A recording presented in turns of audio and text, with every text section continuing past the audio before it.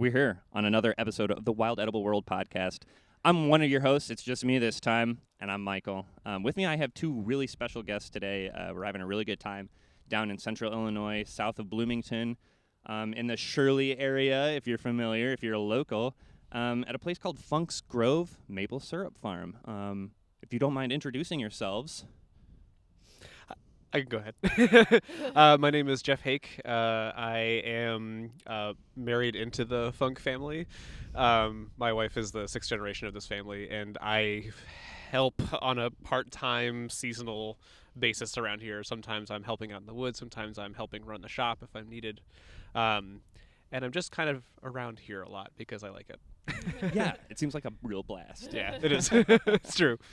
Yeah, and I'm Grace Springer. This is my third year here at Funk's Grove Maple Syrup, and I'm an employee here as well as I'm dating Johnny Funk. He's Jeff's wife's brother, so he is also part of the Funk family. And yeah, I've been working here for 3 years, and I really like it. What are some of your main responsibilities that you? So for me, it's, well, right now during syrup season, it's mostly just like tubing repair and like general syrup stuff. And then during just like the off syrup season, it's just like conventional farm, like corn and soybeans type thing. So Okay. it's just very much like a traditional Illinois corn and soy farm. But Yeah, the that's fun where I grew up. season, yeah, I was gonna say it is the syrup part is definitely new to me because I grew up on a conventional farm, so the syrup part is definitely my favorite. Like, yeah, now's the best time for me. Awesome. You know, so. Yeah. So you guys do both maple syrup and black walnut syrup, right? So we'll start with the maple syrup. We'll talk about the black walnut syrup after that because I'm really excited to talk about that. But there's two different ways. I feel like people are most familiar with like seeing buckets like hung on trees. But I look out here in the forest and there's just like what seems like what could be miles of tubing connecting tree to tree to tree. And yeah, tell me a little bit about what it takes to set up a tapping line like this. Yeah, I can go with that and talk about a little the background of how you wind up with a tubing system instead of buckets. Yeah. So the buckets are definitely the thing that people are used to seeing. That's historically what's been done for most of the history of making syrup in the United States. Mm-hmm. Tubing, I think, was only became a technology in the 70s or 80s, probably. Yeah, it's relatively new. Yeah, with the explosion of plastic and like rubber polymers and stuff like that, right? Yeah, and what's really interesting is, and actually, if you're out walking out in the woods, sometimes you have to watch your step because you can still find remnants of what was the first tubing system here, which is all underground. Oh, it is underground. It was underground. Okay, which cool. is wild. Well, that was we were talking about it on the way up here or down here rather, and it was like, oh well, how would they do? You know, if you're thinking about it long term, why wouldn't you just put it underground? So right. yeah, so continue. I mean, part of there's always like gives and takes of having a tubing system versus buckets and whatever, and part of the drawback we have to admit is that you can't walk in a straight line through the woods where there's a tubing system because there's tubes in the way. You have to duck under things, go over things, go around, whatever. So the underground system had that benefit. That is way before my time, but my understanding was that it got filthy so fast. Like things would build up inside the tubing, and then the repairs were installing, and then repairs once they were installed was just insanely difficult. Oh yeah, I can only imagine. The nice thing about the above ground tubing is if there is visible mold in it, it's very easy to see, so you can easily replace it. But yeah, the underground tubing, that was kind of the problem, is it would get clogged with things and you couldn't see it since it was underground. So if you had a clog, it was like I assume it was kind of a nightmare to the troubleshooting involved would be a nightmare. Yeah. What were they made out of? It was also plastic tubing. Really? Yeah. Okay. And you can still find little hoses sticking out of the ground sometimes because it's like it's still under there in places, you know. I mean, and what that was back then was a hybrid of the underground system and buckets in some places. Okay. And then once they started the above ground system that they have now, there were still buckets on maple trees up until 2021, I think, was the last year that we were still doing buckets on maple trees. And a lot of the justification for that was that was on land that we had access to but wasn't ours, and so the people who who operated that land didn't want to have a tubing system on there, so we were still doing buckets on them. Huh. And basically what we've done is they still operate that land, and we're just not tapping those trees anymore. Okay. Grace's boyfriend, my brother-in-law Johnny, was pretty adamant that he's kind of the next generation of taking over running the operation, and he just didn't want to keep doing buckets. Sure. He just wasn't interested. Yeah, it took a lot of manpower, and the returns were just not. They were nowhere near what you would get with tubing. Yeah. And I think another smaller part of the justification for the buckets was like the tourism aspect. People like to see the buckets. And so now it kind of shifted to like, this is what we're doing now. Like the buckets, they definitely have. So like Jeff will talk later about how he's still using them for the walnut syrup. And they definitely like had their time, but yeah, it was a very backbreaking process. The buckets were. It's a lot of manual labor involved. I've thought this before, and back me up if you think this. I actually have this right. I think actually setting up the tubing takes at least as much time as the buckets, but the difference is that you can spread that work out over months of like doing repairs, setting up new lines, all that kind of stuff. And so then when the staff starts running, it just starts running, and you check for repairs and maintenance, all that kind of stuff. With the buckets, it's like, put the taps on the trees, put the buckets on the trees, and then you need like a bunch of really hardy people to work like really long days all of a sudden, and the labor is just, it's so hard to manage. Yeah, that was something Grace shared with me earlier, was that there was a Cornell study that was released recently that said that you could start putting your spouts in the trees as early as November. So not in the trees, but you can put them like on the tubing lines, just like hanging. Okay. So yeah, that was something we used to do. It was we would make passes to fix everything. Yeah. And then go back in and put the spouts on, not in the trees, but like on the actual tubing lines. And then we went through again and put them in the trees. So now we're just putting them on. This is the first year we tried just putting them on as we're repairing, because I think the kind of like thought process against that was like they would get like chewed on or like things like that. But yeah, now it's been more of a thing to where it's like, no, you can put them on earlier than that if you're like crunched for time, which we usually, or at least we have been like these past couple of years. So well, just those little corners that you can cut that aren't going to have a huge side effect if it goes wrong or something, while you're out there already. There's no sense in going out a whole separate second time just to install another piece. Right. So that's I think it's actually worth noting. I mean, one thing this year has felt more reasonable based. Like, you guys put a lot of thought into doing it differently this year to make it more sane. And honestly, we probably wouldn't have time to be doing this conversation right now if it was going the way it was last year. Oh yeah, last year was like, and the weather in the past few years has been more unpredictable for sure.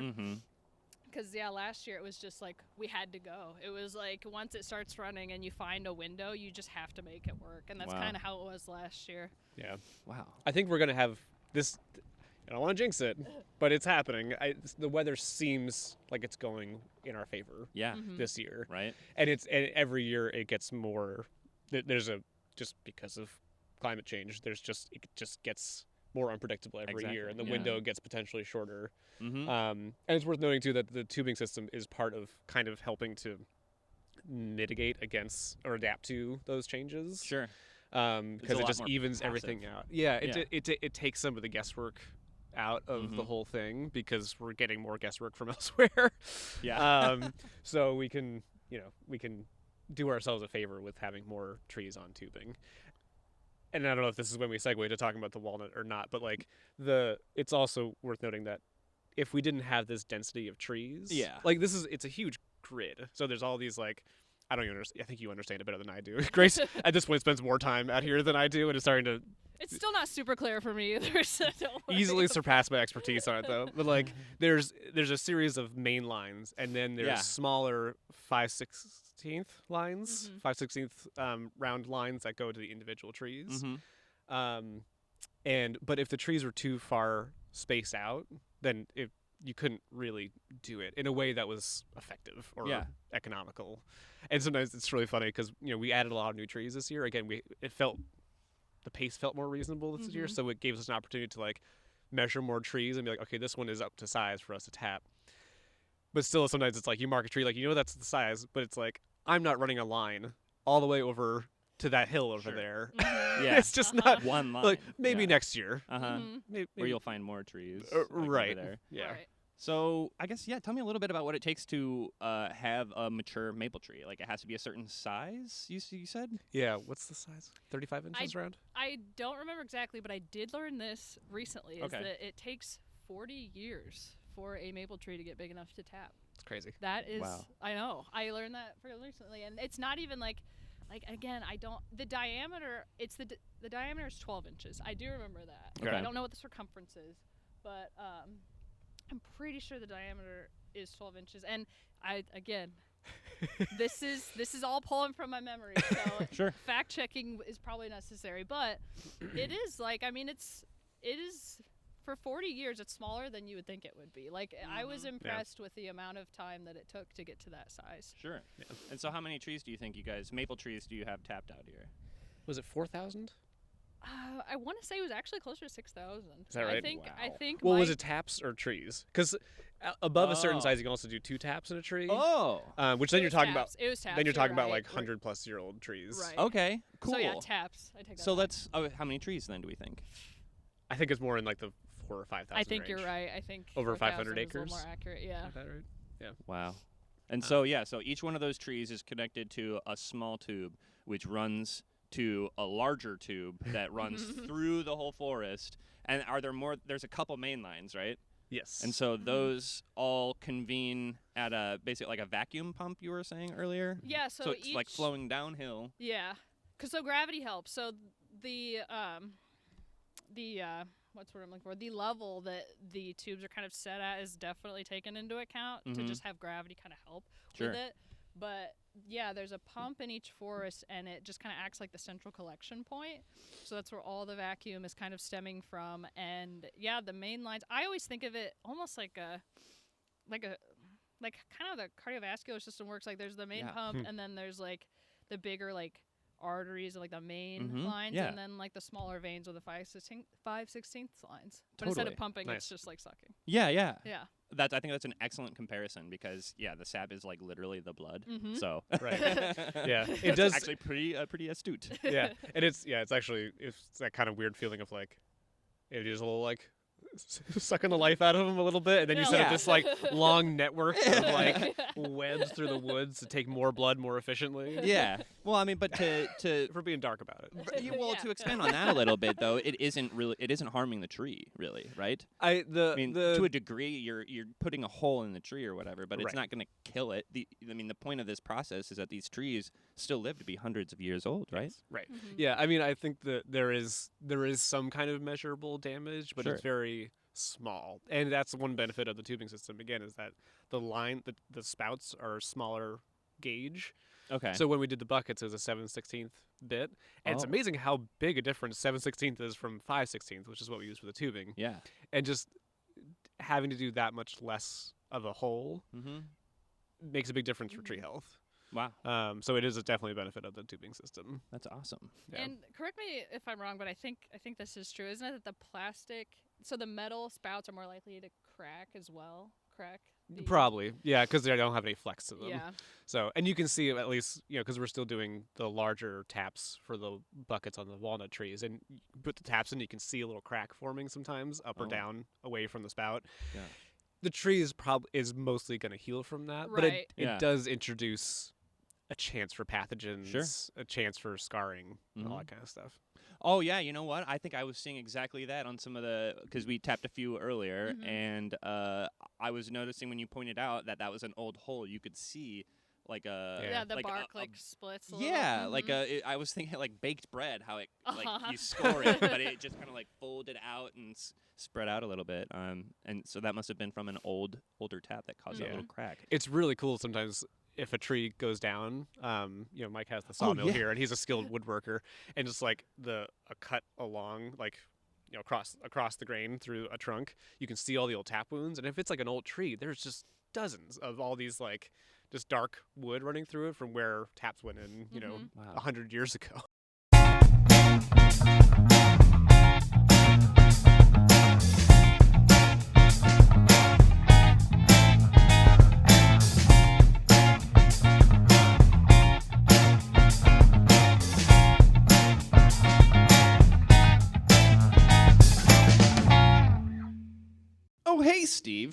Oh, hey, Mike. Well, what's wrong, buddy? Oh, I just got this new water bottle, but it just looks so plain. Well, have I got the store for you. Introducing the Wild Edible World Podcast Merch Store. Wowie, wow! It's the merch store where you can get all of your favorite podcasts merch for all your decorating purposes. How do I find that? Go to wildedibleworldpod.shopify.com or go to any of our Instagram and media accounts and view the link in the bio. Wowie, wow!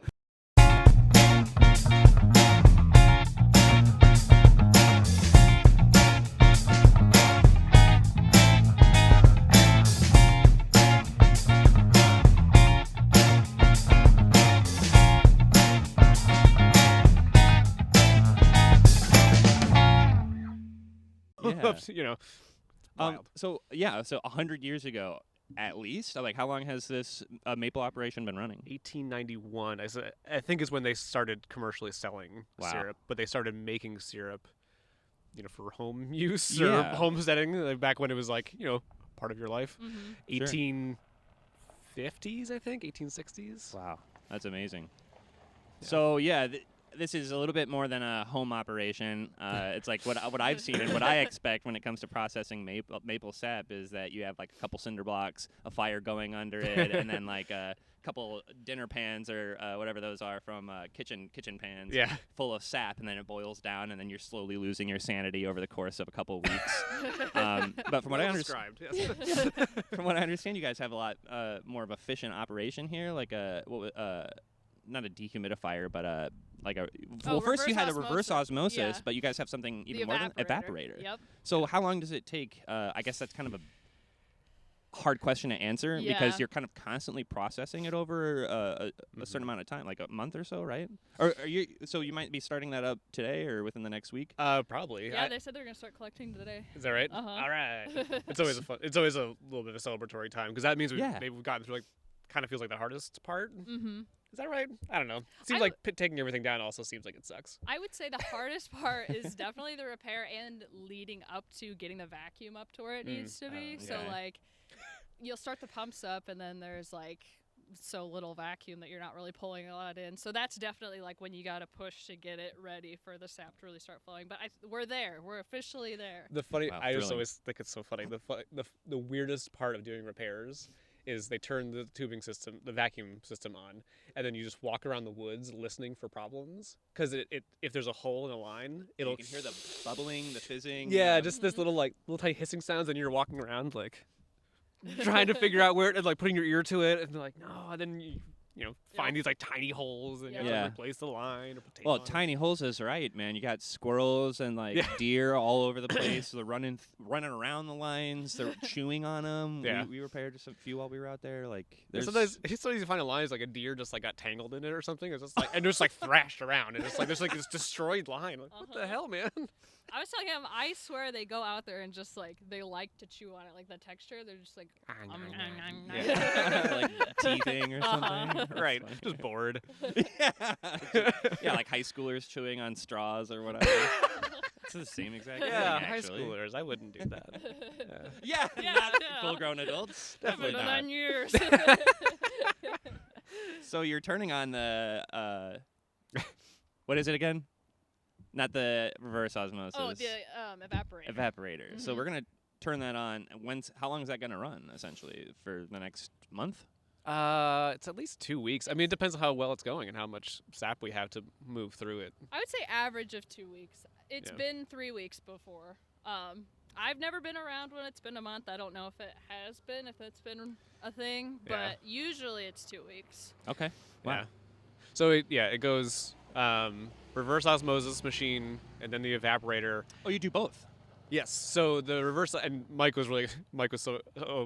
father-in-law, Johnny's dad, was so excited last year because he got a bigger RO machine. He had one, and then he got one that had 4 or 5 times the capacity or something, and he was thrilled because it takes so much of the work and the time out of it if you can just basically get the sap up to 8%, I think, from around 2 or 3% sugar. So you do that first, and that gets it up to I think it's around 8% or so, Okay. which is a ton of water removed. Yeah. But then you put it in the evaporator, and that gets up to around 60 to 64%, I think, sugar. And then it goes into the finishing kettles, and that gets it to exactly where we want it, which is like 66%. Dang. Between 65.5 and 66.5, I think, is the goal. Dang. And then it goes into the bottler, and then we can bottle it, and then we're done. That's all. That's awesome. And there's a lot of filtering that goes all in that too. I imagine. Yeah. Lots of bits and stuff that can get in there. Mm-hmm. So I guess, yeah, let's talk about the black walnut. So I know a little, just like cursory things that I guess what I've heard from you guys having tasted it, that it's got like a lot more like kind of seasoned, like nutmeggy kind of flavors. From what I understand, it has like a slightly naturally higher sugar content than walnut. I'm sure that doesn't really make that much of a difference in how long it takes to process, but Let's see. So the flavor for one thing, yeah, you're definitely right about like it's got like a clovey. I said it tastes like Ooh. banana nut bread. oh, there we go. I would say it tastes like what a fall candle smells like. Like the smell, like seriously, the first time I tasted it, it was like the smell of a fall candle. It was like, oh my god, I know this flavor, but like not from like eating something, but just from smelling like a fall candle. I don't know if that's an Beautiful. endorsement or not. I think it I was is. Is gonna that say, good? It sounds appealing to me. Yeah. I want to eat candles all the time, dude. I don't know about you. It's it's the fall vibe, you know. Yeah, eating That's, candles. it's yeah. like, you know. hey, they're edible. Candles are edible. In case, I mean, did your You heard it science here teacher? first. I heard it from my science teacher who ate a candle in front of my entire class in Oh, high school. So. Oh my No. goodness. So okay, so the black walnuts, we're still running old school, larger metal taps, Yes. right? And then so you're hanging a bucket on that, Right. and Yeah. then So there's still, we only stopped doing buckets on the maple trees a few years ago, so there's still enormous stacks of buckets. Oh yeah. And actually, I don't think I told you. I walked in the bucket room a few days ago, and you guys had stacked them to the ceiling. And I just walked in. I was like, "What did you do to me?" Because I had to get them back down. Oh, no. And it's a stack of metal buckets that goes, it's like 2 stories. That room. It was just oh like, geez, it's not like a normal. no, like I was just 8-foot like, ceiling. oh no. Luckily, there's some shorter ones. I was able to make do with the shorter stacks. But it was just at first, I was like, oh no, what am I gonna do? I need help. I was alone, and it was daunting. I'm not a large enough person to handle that. No, you need a buddy. Yeah. So so there's tons of buckets and tons of taps sitting around, and that was enough for basically like 1,000 something trees, and we're only I peaked out at 265 taps this year on the black Wow. walnuts. Okay. So and the reason we're Oh, doing and you're mostly you're managing most of that. that's actually become mostly my thing. Okay, cool. So I mean, at least as far as like out in the field Sure. and stuff.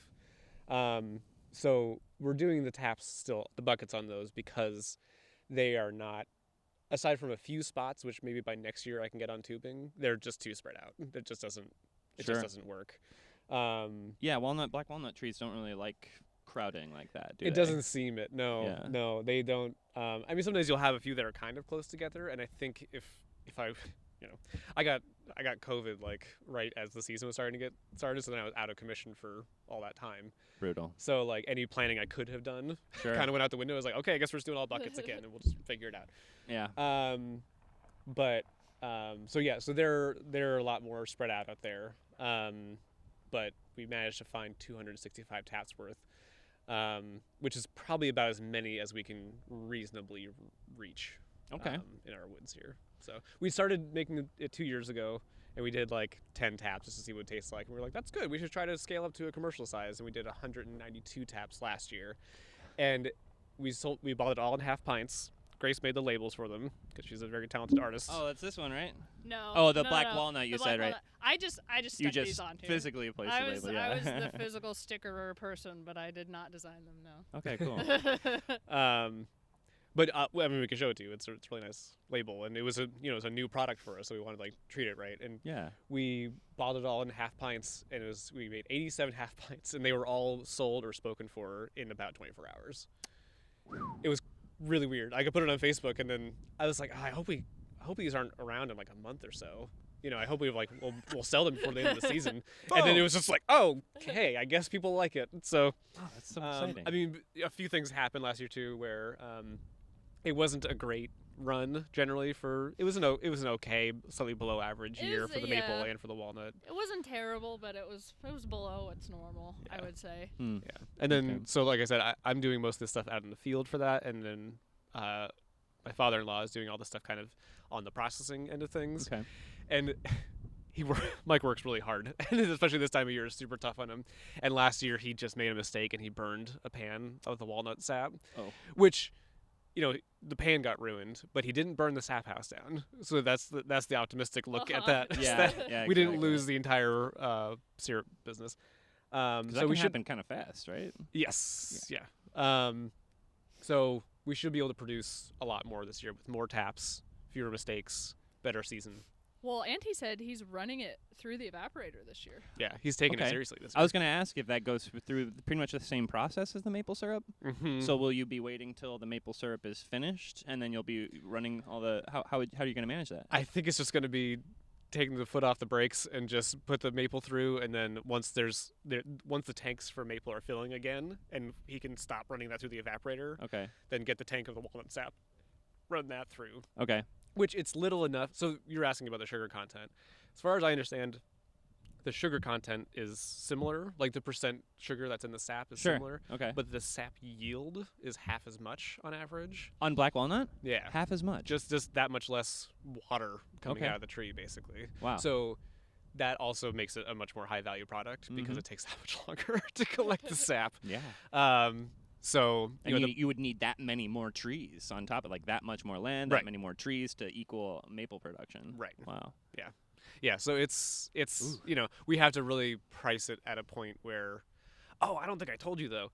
So we're selling it for the retail price for a half pint is $16.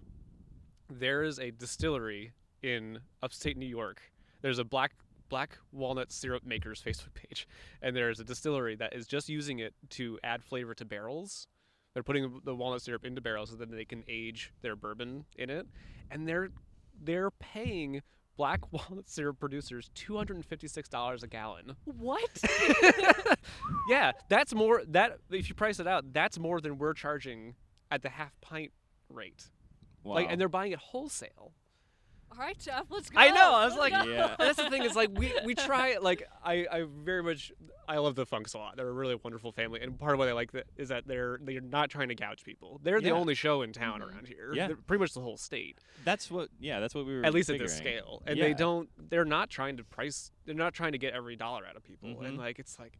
So it's like $16 a half pint. When we did it, I was like, God, that seems like a lot. But people bought it, and then it's like, well, shit. I mean, we could we could be charging an awful lot more apparently. Well, it's kind of. We're I not mean, going it's to, but- rare, isn't it? Though Yes. when you're part of this black walnut syrup makers group, how many people are in that? How many places are there? Not a lot, Not and very everyone's on a much smaller scale. And Yeah. I mean, it's not anyone around here. many. Yeah. It's pretty special. Yeah. That's the thing. It's like that's what makes this stuff so much fun. It's so special and unique here. Awesome. Yeah. It's what a thing we get to be a part of, right? Oh, I know. Well, I was just kind of telling him, I grew up, just in the middle of nowhere, a lot of cornfields, and then I came here, and I was like, Illinois is so cool. Yeah. Yep. Just, all the forests and stuff. Yep. I grew up in New England, and I had never been part of a maple syrup operation before. Then I moved to Central Illinois, and I found one somehow. Whoops. Amazing. Yeah. Yeah. I have a similar background too. Whereas I grew up Cornville, USA, Mm-hmm. then moved up to the Chicago suburbs even, and the natural opportunities are just blow. I grew up in southern central Illinois, by Mhm. Springfield, Okay. and that's really all just commercial farming. There are no natural. There's no preserves, nothing. There's a couple public parks, but it's grass. Mhm. No several hundred-year-old trees like this, especially Yeah. not in the depth or the density that you guys have here. So this Right. really is a beautiful place, a really special spot, Yeah. and just want to say thanks for showing me around a lot. Can't wait to haul some buckets. Yeah. Yeah. We'll go It's our drag first some, of the season. yeah, black walnut sap around and maybe take a glug or two. Yeah. I really want to drink some sap. Yeah. It's nice. It's I've never had walnut sap. I could try the walnut sap for the there you first time. Yeah, let's do it. Puppy. All right, cool. Well, if you guys, I think that'll draw us to the end for this episode. This was another conversation. Again, this is a conversation with Funk's Grove Pure Maple Syrup Farm. Jeff, thank you. Sure. Thanks. Grace, thank Yeah. you. Grace does also really awesome illustration. What's your Instagram account? So it's GS Illustrations on Instagram. GS_illustrations? Yeah. Really awesome stuff. I bought one of your prints with it's like a frog with a wizard hat holding a key, Yeah. and it was like, oh, this is my familiar, like this is my spirit animal. So really love your art. Thanks for you. hanging out. Yeah, thanks for coming down. Yeah, that's great. So check out Funk's Maple Syrup Farm. Come down in March and grab some maple syrup before they sell out, because it's gonna be like 2 weeks? You guys are gone, or a month? Yeah. Well, we're shop opens beginning of March, right? Yep, and then we're usually open till the end of August because we'll produce a few really? thousand gallons of syrup. Yeah. Oh. But the walnut The syrup walnut is what goes. is something that if you're listening to this and you're interested, contact us. Yeah. And we'll put you on our reserve list because we already have, We've got a I couple think, people 15, on it. 20 people. Oh wow, okay, more than a couple. Okay, cool. Yeah. How can we contact you? On email, Facebook? Email or Facebook or call the shop. You'll probably reach Debbie, my mother-in-law. The shop number is 309-874-3360.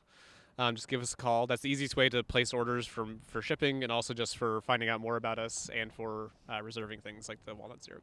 Really awesome. Yeah, thanks again. Yeah, thanks. This has been Wild Edible World Podcast, where you can find the best food for free.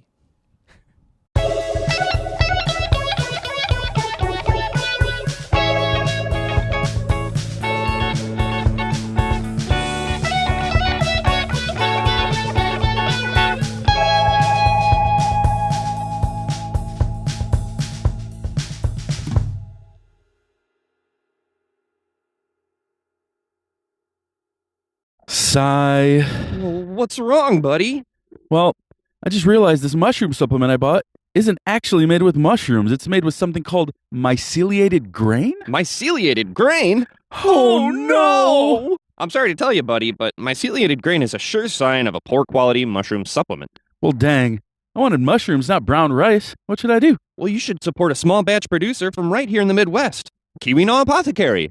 Keweenaw Apothecary? Tell me more. Keweenaw Apothecary specializes in high-quality mushroom extracts from Michigan, and they always use real mushrooms, never myceliated grain. That sounds like exactly what I've been looking for. Where can I order? Well, you can find them at keweenawapothecary.etsy.com. That's KEWEENAW apothecary.etsy.com. Be sure to read their many excellent reviews. Thanks, buddy. I don't want no low-quality mushroom products from a factory. I want Keweenaw Apothecary. Wowie wow!